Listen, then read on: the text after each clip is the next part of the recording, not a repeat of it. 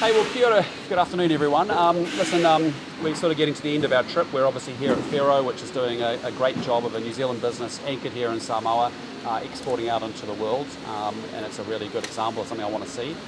But importantly, I think we've had a very successful visit. You know, we wanted to build relationships with the new government. We wanted to deepen partnerships, particularly in the area of transnational crime and other areas, and then obviously to build the community ties, which you've seen playing the rugby league game just before. So, but with that, happy to take your questions. Yesterday put the Mātai thing down to a misunderstanding. The Samoa Observer has reported that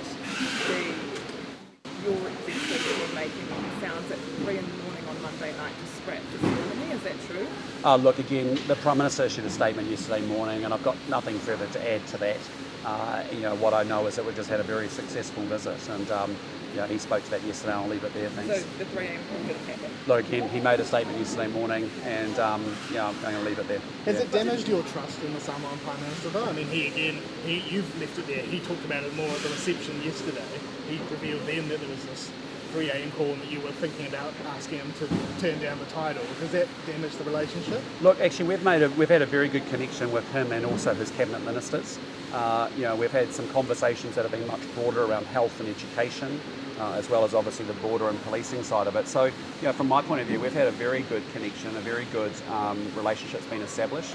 We've talked about the Treaty of Friendship, and actually we want that to be a living document, and that as he and his government get into their agenda and as we think about things that we want to build in this relationship, it's an area where we'll continue to update and build that out as well. So I think it's been a very successful trip, and I think we've established good rapport, good relationships, and a good understanding of each other. Can you just explain why though? Like, why did you ask for the ceremony to not Again, I'm just sorry guys, I'm just not going there. The Prime Minister issued a statement which made the issue closed to me yesterday morning, and I've got nothing further to add to it. He has issued another statement technically by telling a room full of people what was reported in the Observer. Are you not willing to address the claims, to clarify, to clear up at all? Because if you don't, it leaves that confusion open. I don't think there is a confusion. I think in the conversations we've had, where we've moved our conversation to things that actually matter for the Samoan people and the New Zealand people, on health, on education, on drugs, those kinds of topics, that's where our focus has been. He made a statement yesterday morning. I've got nothing further to add to it. So you'd say Samoan New Zealand relations are stronger after this visit? I think so. I mean, we've had outstanding relationships coming to this visit, with the previous administration. We had a very good relationship with Prime Minister Fiame. I saw her briefly last night as well, former Prime Minister. But we've actually, I think, taken it to the next level. We had much broader conversations of actually getting, not just talking about doing stuff together, but getting into the detail of how we might go about that. I've suggested that there are other ministers that should come to New Zealand, and given the changes we've made around, say, education, for example, there's a really big desire here in Samoa to align with the New Zealand education system. And as you know, we've done a lot of work in primary school and also NCA replacement that's coming. And so we just want to share those learnings with our Samoan teams as well. So I think there'll be a lot more ministerial visits as well. Can I ask you about fuel security? You talked about it yesterday and said that New Zealand will be sharing information intelligence with the Pacific around us. Is that the extent of what we can do? Would there be any direct support in terms of sending fuel to the Pacific? Yeah, look, I mean, the key thing on the fuel situation is that New Zealand primarily is in a very good position. I've spoken to a number of different world leaders, as I said yesterday. We've got good, healthy levels of stock. So, we should be reassured that we're in a good position.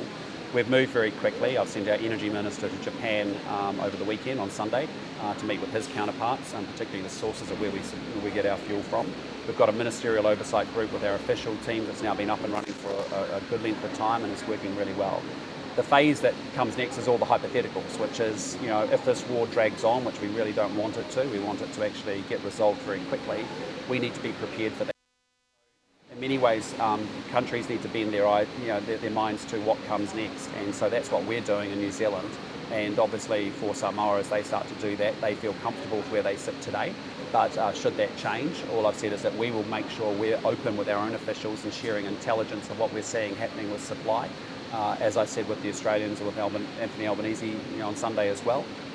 We want our ministers being very connected on these issues and our officials being connected as well. Other countries in the Pacific, though, will be less secure. Tonga, where you're heading next, they ran out of fuel last year, and that was before anything happened in the Middle East. So what are the risks to New Zealand if we don't provide more support early, given the downstream economic costs. Well, essentially, as the leader of New Zealand, what I can do is offer and make our officials available, make our own knowledge available. They will have an assessment of their own position, and if there is any help that we can offer, we're open to doing it. Including, but until they are clear on their own current position and what the ask may be, if there is any help that's needed, that's something that's a bit hypothetical at this point. could that extend to diverting fuel shipments to Pacific nations Again, if they ask for it? it's a hypothetical, guys. I mean, you have to understand we're dealing with a crisis. New Zealand's well positioned. We've got on top of it early. We've got our team very focused. We're very engaged with other countries around the world on it. And again, as I come through Samoa and Tonga, it's really about getting an understanding of how they're feeling about where they are and their own assessment of their supplies. And again, making sure that we've got a good information flow and sharing of knowledge between in our engagements with other world leaders and countries, what we're learning about supply, that we keep those channels really open so they've got full information as well. On that subject, Yes, sorry, Barbara. if the US asks for support, New Zealand for support to secure the strait, where do you stand on that? Yeah, look, I mean, we didn't participate in these strikes. We're not a central player in the region. We're not central in this conflict at all. We haven't been formally asked. I don't know whether we will be or won't be. If we were, that would be a conversation we'd want to have in Cabinet, and there'd be a number of considerations that we'd have to have in that conversation. But to be honest, that's probably a bit, we're getting a bit ahead of ourselves. We haven't been asked, and we're unlikely to be so, I think. Where do you stand though? Well, again, we'd have that as a Cabinet conversation should there be a formal ask or request of New Zealand. What would you consider though? Again, it's premature. There's a lot of hypotheticals, and I understand everyone wants to deal with the hypotheticals, but it's unhelpful to get ahead of ourselves. It's important in a crisis that we deal with what we're dealing with and what we're confronted with today, but we're also bending our mind to where the future goes, as I said yesterday, and that's why we're talking a lot to industry, we're talking a lot to our partners around the region. We've spoken to all our major fuel suppliers. New Zealand's relative performance is in good shape. We are in better shape dealing with this crisis than we would have been 3 months or 2 years ago because of the way our books, our growth has strengthened, our books are in much better shape than we thought just even 3 months ago. So we go into this in quite a good position. Yeah, but to Barb's question, for the New Zealand public, can you give a sense of what things you would consider if we were asked for help? Well, look, it's premature. I'm not going to get ahead of that issue because we haven't been formally asked. If we were, we'd want to have a Cabinet conversation and have a good discussion about it. You've spoken to the Samoan authorities and police. What's your read about what's happening on the ground in terms of the need for transnational to arrive? Yeah, it was a really positive conversation, and I was really impressed with the work that we've seen from Customs and also from the port here in Samoa. We had a very good presentation on that yesterday. I've spoken to the head of Customs 2 or 3 times through the visit as well. I know our own controller of Customs, Christine Stevenson, feels very like they've got a good partnership going. Again, there was talk about what more can we do on, say, canines and dogs. There was more talk about is there more scanning equipment needed. And obviously we're using things like our P8s and defence assets also to keep a monitoring of ships coming in that may be carrying drugs into the region as well.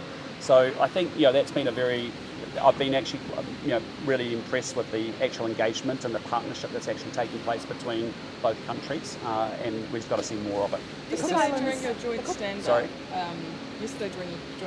the Samoan Prime Minister spoke about the importance of media and democracy. However, from that stand-up, the Samoan Observer was banned.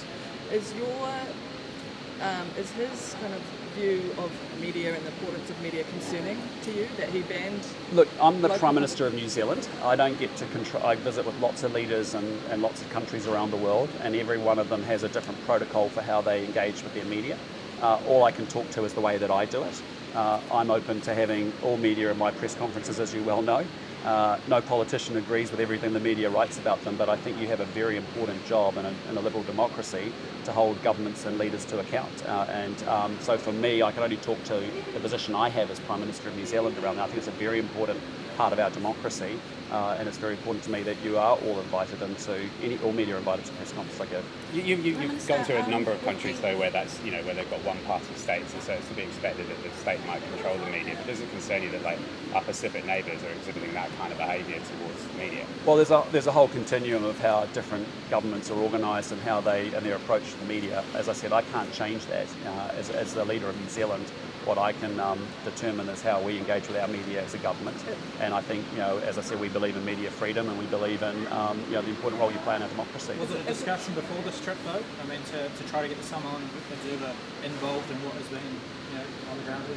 Well, we've communicated that that's our position on media. It's, we want all comers in there because we think they've all got important voices. We don't agree with them, but we share our point of view about how we handle our media. Who did you share it with? Our officials talked to about it. Prime Minister, that you have mentioned with Samoa, you've laid out what is in the pipelines. Is there anything in the background that Samoa and New Zealand government are working on?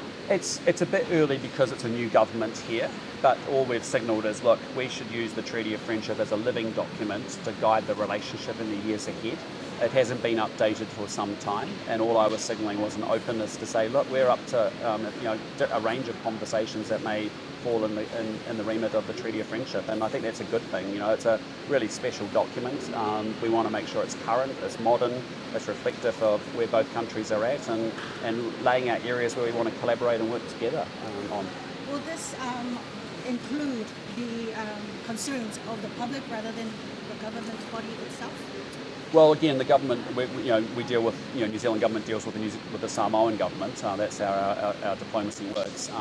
And obviously we'd expect them to reflect their views of their community as we reflect the views of the New Zealand community as well as a government. So, but I think we've got a great basis to actually move forward with, to actually put, make sure the relationship, doesn't just move from words but into doing more things together as we've started to do. Just on domestic affairs, the Cook Islands Prime Minister. Sorry? The Cook Islands Prime Minister is in New Zealand this week. Has he reached out to have a bilateral? Will you be meeting with him? I won't be. Obviously, I'm travelling, and but we've got ongoing conversations with the Cook Islands, and we're hopeful we can get those resolved at some point. I had a question from Minister Retty. Yeah, sure. Okay. Just with the Pacific People's Minister hat on, do you think New Zealand's visa settings for Pacific people are appropriate and fair? I think that's been well described in discussions already, and it's also going to Select Committee. So let's get the wisdom from Select Committee, and then let's think about it. Have you been offered a Matai Tribe? Would you like one? No comment. Last couple, guys. Yeah, sorry. Minister, the overview of your travel to Samoa and what has happened, what are your views, and how do you feel about your team winning the rugby league today? Well, look, firstly, I think it's been a really positive and a really constructive visit. I think we've got into some real conversations on areas of potential collaboration where we've got common ground, and I think that's what it's all about, and that's how we actually lift the living standards and progression for both people in Samoa. And so, I leave here incredibly proud of the conversations and the relationships that have been built. I had 3 objectives, as you know. One is to build relationships with the new government and the new ministers, make sure that we actually partner up and deepen our partnerships in key spaces, particularly in the drugs and border area. And then thirdly, make sure that we celebrate this awesome connection we have between these two great countries. And you saw that today with the rugby league game. There's a bunch of under 16-year-olds playing a game of rugby league in tremendous spirit, with a lot of living legends and from both rugby and rugby league watching, and having spent time just now where I've just come from with both teams and with the kids school kids that were watching, I think the relationships between our two countries is in pretty good shape. Just domestically, are you satisfied the government has moved hard and fast enough in standing up cost of living for people who are going to be affected by this fuel? As I said, we are managing this. I think we're reassuring people that we're well in monitoring fuel supply. That's the first thing we have to do. We've got a very good connection with the industry, daily updates. We've got our officials fully engaged. We've then reached out to our partners across the region in a number of different ways, and our officials are talking with people from the officials in other nations as well.